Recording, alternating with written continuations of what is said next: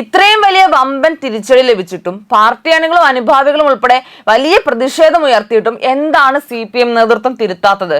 പിണറായി വിജയനും party secretary MV ഗോവിന്ദനും ഇതെന്ത് ഭാവിച്ചാണ് മുന്നോട്ട് പോകുന്നത്?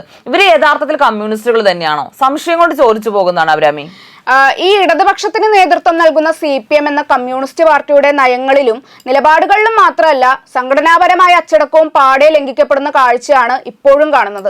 ഈ പിണറായി വിജയനും ഗോവിന്ദനും അടങ്ങുന്ന ഒരു ചെറുസംഘം പാർട്ടിയെ വരുതിയിലാക്കി വ്യക്തിപരമായ താല്പര്യങ്ങൾക്ക് വേണ്ടി ഉപയോഗപ്പെടുത്തുന്നതിന്റെ റിസൾട്ടാണ് നിയമസഭാ തെരഞ്ഞെടുപ്പിൽ കണ്ടിരിക്കുന്നത്. ഇവരിൽ ചിലർ തീരുമാനിക്കും, അത് പാർട്ടി ഘടകങ്ങളെ കൊണ്ട് അംഗീകരിപ്പിക്കും എന്നൊരു രീതിയാണ് പിന്തുടരുന്നത്. ഉൾപാർട്ടി ചർച്ചകൾ പോലും പാർട്ടിക്ക് അകത്ത് നടന്നിട്ട് കാലം കുറയായി. ഈ പിണറായി സർക്കാർ അധികാരത്തിൽ വന്ന 10 വർഷവും പിണറായി എടുക്കുന്ന തീരുമാനങ്ങൾ പാർട്ടിയിലും അടിച്ചേൽപ്പിക്കുന്ന ശൈലിയാണ് പിന്തുടരുന്നത്. അതിലുള്ള ദേഷ്യം കൂടിയാണ് നിയമസഭാ തെരഞ്ഞെടുപ്പിൽ ഇപ്പോൾ CPM അണികളും അനുഭാവികളും തീർത്തിരിക്കുന്നത്. ബാക്കി കണക്ക് അവർ CPM സമ്മേളനം തുടങ്ങുമ്പോൾ അവിടെ തീർക്കുമെന്ന് തന്നെയാണ് ഞാൻ കരുതുന്നത്. ഈ CPIM-ല് ആര് നേതാവാകണമെന്ന് നിശ്ചയിക്കുന്നത് മാധ്യമങ്ങളല്ല, പാർട്ടിയാണ് എന്ന് പറയുന്ന MV ഗോവിന്ദൻ പാർട്ടി എന്ന് പറഞ്ഞാൽ അദ്ദേഹവും പിണറായിയും മാത്രമല്ല എന്നതുകൂടി ഓർക്കുന്നത് വളരെ നന്നായിരിക്കും. ഈ CPIM-ല് ആര് നേതാവാകണം അല്ലെങ്കിൽ എങ്ങനെ പ്രവർത്തിക്കണം എന്നൊക്കെ നിശ്ചയിക്കുന്നത് ഗോവിന്ദൻ മാഷ് പറഞ്ഞതുപോലെ പാർട്ടി തന്നെയാണ്, അത് സമ്മതിക്കുന്നു. എന്നാൽ ഈ ഒരു പാർട്ടി എന്ന് പറയുന്നത് ജീവനില്ലാത്ത വസ്തുവൊന്നുമല്ലല്ലോ. ഈ CPM സംഘടനാ സമ്മേളനങ്ങൾ വഴി തെരഞ്ഞെടുത്ത നേതൃത്വം കൂടിയാലോചനകളിലൂടെ ഭൂരിപക്ഷ തീരുമാനപ്രകാരം എടുക്കുന്ന നിലപാടുകളെയാണ് പാർട്ടി തീരുമാനം എന്ന് പറയുന്നത്.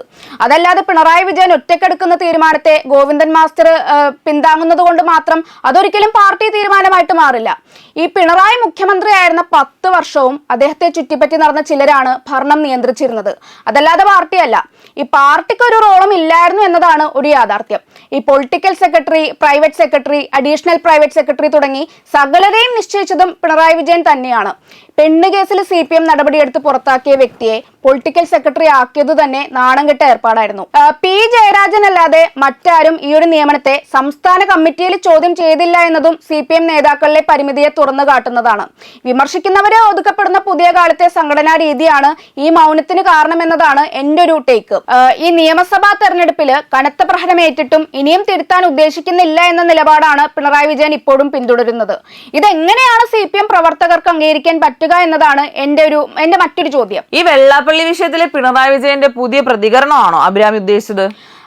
ഈ ബൂർഷ രാഷ്ട്രീയ പാർട്ടികളിൽ നിന്നും വ്യത്യസ്തമാണ് കമ്മ്യൂണിസ്റ്റ് പാർട്ടികളുടെ സംഘടനാ രീതിയെന്നും നിയമസഭാ തെരഞ്ഞെടുപ്പ് തോൽവിയുമായി ബന്ധപ്പെട്ട വിശദമായ പരിശോധനയാണ് പാർട്ടി ആകെ നടത്തിയതെന്നും പറയുന്ന ഗോവിന്ദൻ മാസ്റ്റർ പിണറായി വിജയന്റെ പുതിയ നിലപാടിലും മറുപടി പറയേണ്ടതുണ്ട്. വെള്ളാപ്പള്ളി പറഞ്ഞത് മുസ്ലിം വിഭാഗത്തിനെതിരെയാണ് കേരളീയ സമൂഹം കണക്കാക്കിയത് എന്ന് വാദിച്ച പിണറായി വെള്ളാപ്പള്ളിയെ കാറിൽ കയറ്റിയതിൽ തെറ്റില്ല എന്ന് അർത്ഥശങ്കക്കിടയില്ലാത്ത രീതിയിലാണ് തുറന്നു പറഞ്ഞിരിക്കുന്നത്. അയ്യപ്പ സംഗമത്തിനിടെ SNDP യോഗം ജനറൽ സെക്രട്ടറി വെള്ളാപ്പള്ളി നടേശനെ കാറിൽ കയറ്റിയത് തെറ്റായി കാണുന്നില്ല എന്ന് പറയുന്ന ഈ പിണറായി വിജയനെയും മുൻനിർത്തി മുന്നോട്ട് പോയാൽ വീണ്ടും പടുകുഴിയിലേക്കാണ് CPM വീഴാൻ പോകുന്നത്. വർഗീയ വിഷം ചീറ്റിയ വെള്ളാപ്പള്ളിയെ പിണറായി വിജയൻ മുഖ്യമന്ത്രിയുടെ കാറിൽ കയറ്റിയ ആ ഒരു നിമിഷം തന്നെ CPM തലയും കുത്തിയാണ് താഴെ വീണത്. വെള്ളാപ്പള്ളി പിണറായി അടുപ്പം ഏതടിസ്ഥാനത്തിൽ വന്നതാണ് എന്ന് ചോദിക്കാനുള്ള ശേഷി പോലും ഇവിടുത്തെ ഒരു CPM നേതാവിനും ഇല്ല എന്നതാണ് ഒരു യാഥാർത്ഥ്യം. അതുപോലെ തന്നെ RSS ബുദ്ധിയിൽ പിറന്ന കേന്ദ്ര പദ്ധതിയായിട്ടുള്ള PM ശ്രീയില് പിണറായി സർക്കാർ ഒപ്പിട്ടതും മതന്യൂനപക്ഷങ്ങളെ CPM-ൽ നിന്നും അകറ്റാൻ മറ്റൊരു കാരണമായിട്ടുണ്ട്. പിന്നീട് CPI നേതൃത്വം കണ്ണുരുട്ടിയപ്പോൾ ഈ ഒരു നിലപാടിൽ നിന്നും പിന്നോട്ട് പോയെങ്കിലും ജനങ്ങൾ അതൊന്നും തന്നെ മറന്നിട്ടില്ല എന്നതും തെരഞ്ഞെടുപ്പ് ഫലം കാണിച്ചു തരുന്നുണ്ട്. ഇങ്ങനെ ഏകപക്ഷീയമായി പാർട്ടി നയം വകവെക്കാതെ ധിക്കാരത്തോടുകൂടി ഇപ്പോഴും മുന്നോട്ട് പോകുന്ന പിണറായി വിജയനെ പ്രതിപക്ഷ നേതൃസ്ഥാനത്ത് നിന്നും എത്രയും പെട്ടെന്ന് മാറ്റിയില്ലെങ്കിൽ 2029 മാത്രമല്ല ഒരു തെരഞ്ഞെടുപ്പിലും CPM വിജയിക്കാൻ പോകുന്നില്ല എന്നതാണ് ഒരു യാഥാർത്ഥ്യം. 3 സീറ്റിൽ നിന്നും തുടങ്ങി പശ്ചിമ ബംഗാളിന്റെ ഭരണം പിടിച്ച BJP ഇപ്പോൾ കേരളത്തിൽ തുടങ്ങിയിരിക്കുന്നതും CPM-ന്റെ 3 സീറ്റുകൾ പിടിച്ചെടുത്താണ്. ഇതും ഓർക്കുന്നത് വളരെ നന്നായിരിക്കും. വെള്ളാപ്പള്ളിയും സുകുമാരൻ നായരും ഒപ്പമുണ്ടെങ്കിൽ ഭൂരിപക്ഷ സമുദായത്തിന്റെ പിന്തുണ ഉണ്ടാകുമെന്ന കണക്കുകൂട്ടലാണ് പിണറായി വിജയൻ നടത്തിയിരുന്നത്. അതിന്റെ ഫലമായി യഥാർത്ഥത്തിൽ സംഭവിച്ചത് ന്യൂനപക്ഷ സമുദായങ്ങൾ മാത്രമല്ല ഭൂരിപക്ഷ സമുദായങ്ങൾ പോലും ഇടതുപക്ഷത്തെ കൈവിട്ടു എന്നതാണ്. പിണറായി അല്ലാതെ മറ്റാരുണ്ട് എന്നൊരു ചോദ്യം ഉയർത്തിയ കൂറ്റൻ ഫ്ലെക്സുകൾ പോലും ജനങ്ങളുടെ ക്ഷമയെ ശരിക്കും പരീക്ഷിക്കുന്നതായിരുന്നു. പിന്നെ ഗോവിന്ദൻ മാസ്റ്ററുടെ ഭാര്യയെ മത്സരിപ്പിച്ചതും പയ്യന്നൂരിലെ രക്തസാക്ഷി ഫണ്ട് തട്ടിപ്പും തുടങ്ങി CPM-ലെ ഭിന്നത സംസ്ഥാന വ്യാപകമായാണ് CPM വോട്ട് ബാങ്കിനെ സ്വാധീനിച്ചിരുന്നത്. ഇഷ്ടക്കാരെ തിരഞ്ഞുപിടിച്ച് സ്ഥാനാർത്ഥികളാക്കിയതും തോൽവിയുടെ വ്യാപ്തി വർദ്ധിപ്പിക്കാൻ കാരണമായിട്ടുണ്ട് എന്നതും ഒരു വസ്തുതയാണ്.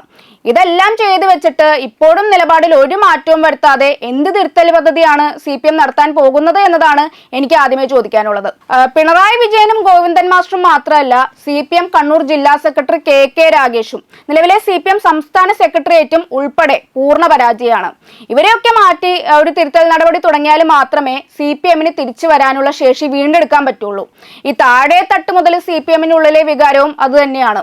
കഴിവുള്ള നിരവധി നേതാക്കളാണ് കഴിഞ്ഞ ഒരുപാട് വർഷങ്ങളായി തഴയപ്പെട്ടുകൊണ്ടിരിക്കുന്നത്. ഈ സ്തുതിപാഠകർക്ക് മാത്രം പരിഗണന എന്ന ശൈലി തന്നെ കമ്മ്യൂണിസ്റ്റ് വിരുദ്ധാണ്. ഇതൊക്കെ തിരുത്താതെ ഒരു രക്ഷയും CPMന് ഉണ്ടാകില്ല.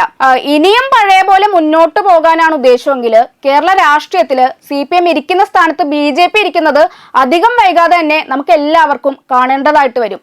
അക്കാര്യത്തിൽ എന്തായാലും യാതൊരു സംശയവും ഇല്ല.